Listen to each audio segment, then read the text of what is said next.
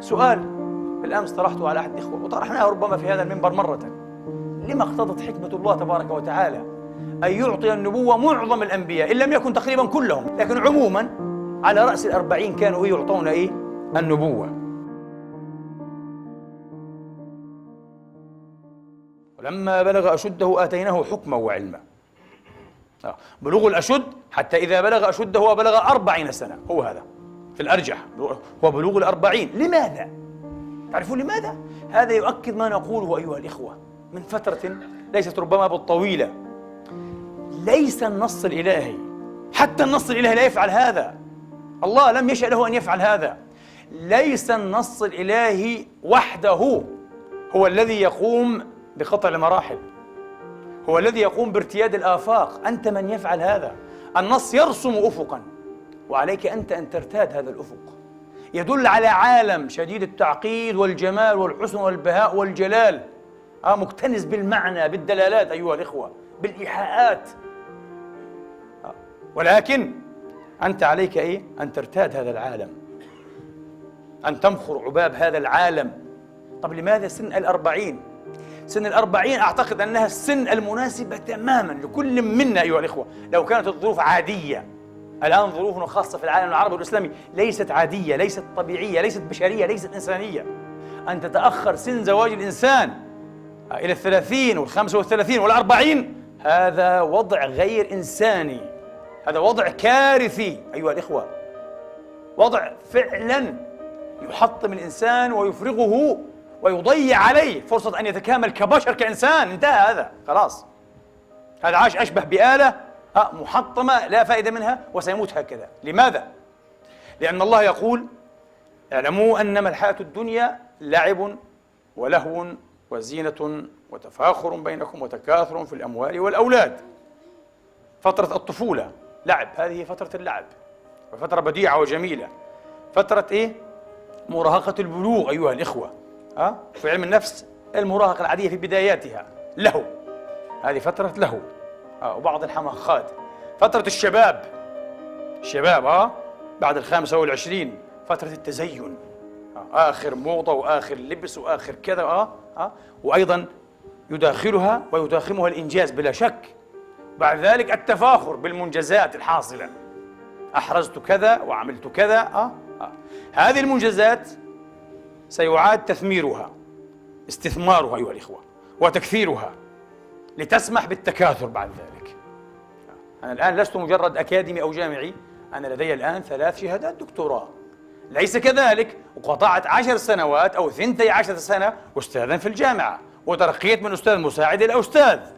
تكاثر الآن، مش مجرد شهادة، مش مجرد عمل ووظيفة، لا، إنما العمل والمرتب العالي الباذخ الرافع الآن تحول إلى ملايين أو مئات الألوف.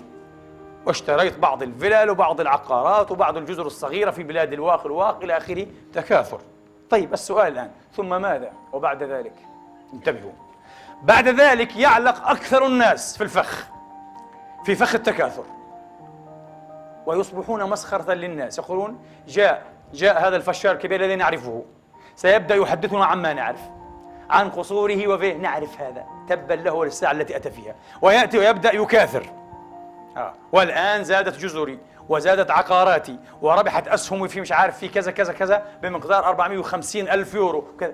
نعرف هذا، مل الناس من هذا. لا تعطي جديدا أنت بهذا، وأنت تتحدث عن متخارج، عن شيء لا يساوي حقيقتك، لا يساوي ذاتك. هات ما عندك، ليس عنده شيء، لذلك يصبح مسخرة، وهو يظن أنه إنما يتميز ويتطاوس على الناس. هو يتطاوس لكن لا يتميز، ويصبح مسخرة من حيث لا يشعر. علق هذا المسكين مثل الطاحونة أيها الإخوة، التي لا تجد الآن ما تطحنه، فجعلت تطحن المطحون، تطحن الطحن، ما في. هذه حركة عبثية، أنفك، هذا عبث. كأن الله يقول: خلاص انتهيت، استطعت أن تلبي هذه الغرائز، غرائز اللعب واللهو والزينة والتفاخر والتكاثر، وأعطيناك يا عبدنا فرصة. حتى المعنى الديني والروحي الذي ادعيت أنك أصبته ونلته أو نلت قسطا وحظوظا منه، نحن جاملناك واعتبرنا أنه يتعلق بالمعنى الروحي، لكنه ليس جوهر المعنى الروحي. ما معنى الكلام هذا؟ غير واضح الكلام هذا. معنى هذا الله يقول حتى إذا بلغ أشده وبلغ 40 سنة قال رب أوزعني أن أشكر نعمتك. طب ماذا تفعل في 40 سنة المنقضية؟ ألم تشكر نعمة الله؟ لا، هو كان لا يزال يشكر. الله يقول ذلك الشكر كله ما لا أعتد به حقيقة. الشكر الآن هذا الذي أريده، هذا الذي تعتد به السماء، شكر الذي بلغ 40 وجاوز مراحل اللعب واللهو والزينة والتفاخر والتكاثر. الآن بدأ يفهم. لماذا؟ لأن 40 أيها الإخوة فرصة لإعادة استكشاف معنى النعمة الإلهية. كيف؟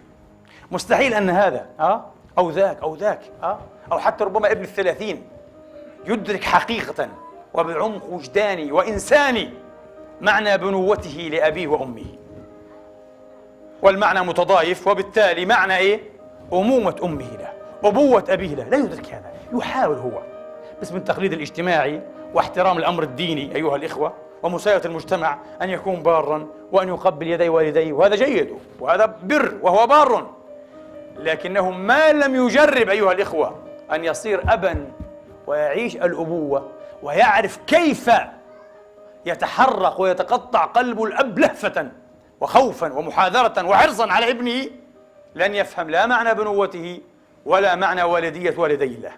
الآن بدأ يفهم. حتى إذا بلغ أشده وبلغ 40 سنة قال رب أوزعني أن أشكر نعمتك التي أنعمت علي وعلى والدي. الآن فهمت ما معنى أن تجعل لي والدين أو والدين، أن تجعلني ابنا لهما وأنا أعيش في ظل حنانهما ورأفتهما وحنوهما وشفقتهما الوافرة. الآن بدأت أفهم. ابنه لا يفهم، عليه أن يخوض التجربة. في 40 تبدأ تفهم هذا تماما.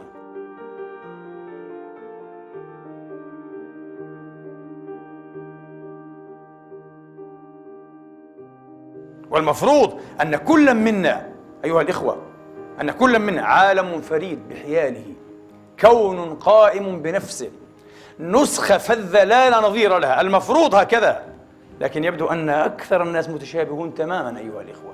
لماذا؟ لأن الفرادة أين تنبثق؟ وما الذي يترجمها؟ تنبثق أيها الإخوة الفرادة من قطع مراحل على الطريق الطويلة التي لا تنتهي، وأن إلى ربك المنتهى، لا تنتهي ولن تنتهي.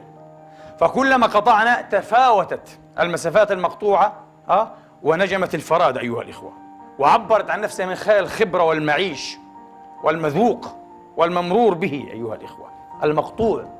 لكن حين نروح في مكاننا نظل المراوحين، نظل أولئكم الذين يزعمون السباحة في شبر من الماء. كلام فارغ، لا سباحة في شبر من الماء. نظل شخصيات مجهضة أيها الإخوة. تلك الزهور في أكمامها التي لم تتفتق ثمارا، لم تنضج، سقطت، ماتت، هكذا. ومن هنا نسوا الله فأنساهم أنفسهم. علينا أن نأنس بأنفسنا أيها الإخوة، ولا يأنس بنفسه من لم يجرب ولا يحاول ولا يريد الأنس بالله تبارك وتعالى. العجيب، هذه هي أعظم الحسرات، هذه حسرة الحسرات، أن الله تبارك وتعالى، وهذا من فيض كرمه، هذا بعض معنى كرمه وجوده، لا إله إلا هو الفياض المطلق الكلي. الله تبارك وتعالى لا يمنع أحدا ولا يغلق عليه أيها الإخوة باب الوصول وباب التعرف وباب الاقتراب أيها الإخوة إن أراد. قرأت قبل أيام كلمة عجيبة جدا للفيلسوف والشاعر والعالم والروائي والمفكر الكبير الألماني جوته، صاحب فاوست وألان فيرتر. جوته يقول فكرة مبدئية، يقول تشكل محورا لأشياء كثيرة، عليكم أن تعوها جيدا وأن تتشبثوا بها تماما. ما إن يقرر الإنسان أن يكرس نفسه لغاية أو لهدف حتى يبدأ الفيض الإلهي يسعده، تخلق ظروف وظواهر وتنبثق فرص لا تخطر على بال بشر، كلها تصيح به أنا موجودة لك، أنا معدة لك لأساعدك على بلوغ ما تريد.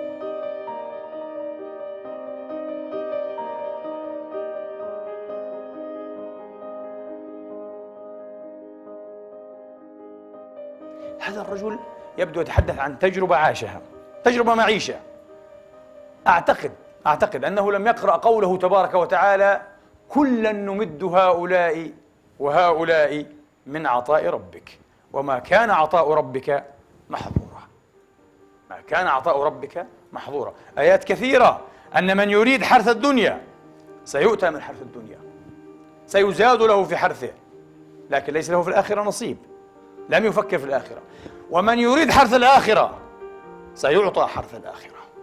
من يريد المعرفة، الاقتراب من الله تبارك وتعالى، من يريد فهما أعمق وأكثر حياة وأكثر حيوية وأكثر جمالا وأكثر إحساسا، أيها الإخوة، أكثر حقيقية لله تبارك وتعالى، سيعطى وستتفتح أمامه آلاف الأبواب وآلاف السبل، وسيكون فريدا، وسيتحدث عن تجربة لم يمر بها العارفون الكبار، مروا بغيرها ربما بأعمق منها، لكن لم يمروا بها ذاتها، لم يمروا. وإلا طرائق كما يقول عارفون وصدقوا بعدد أنفاس الخلائق. هذا من فيض الكرم الإلهي، هذا من فيض الكرم. فحسرة الحسرات أن الفرصة موجودة ومتاحة للجميع، لكننا لا نفعل. قال حكيم: يوما اعتاد الناس أن يسافروا بعيدا بعيدا لكي يتمتعوا بشاهق الجبال، وأن يسافروا قصيا لكي ينعموا بمنظر الأمواج العالية في المحيطات والبحار الصاخبة، وأن يتأملوا طويلا في الحركة الدوارة للنجوم، ولكنهم ينسون أبدا ودائما أن يفكروا في أنفسهم. لماذا لا تعود إلى نفسك؟ الله يقول: وفي أنفسكم أفلا تبصرون. أول شيء وأخسر طريق إلى الله هي طريق معرفة النفس، ونحن أقرب إليه من حبل الوريد. سترى الله أدنى ما يكون في نفسك ومن نفسك، لديك أنت.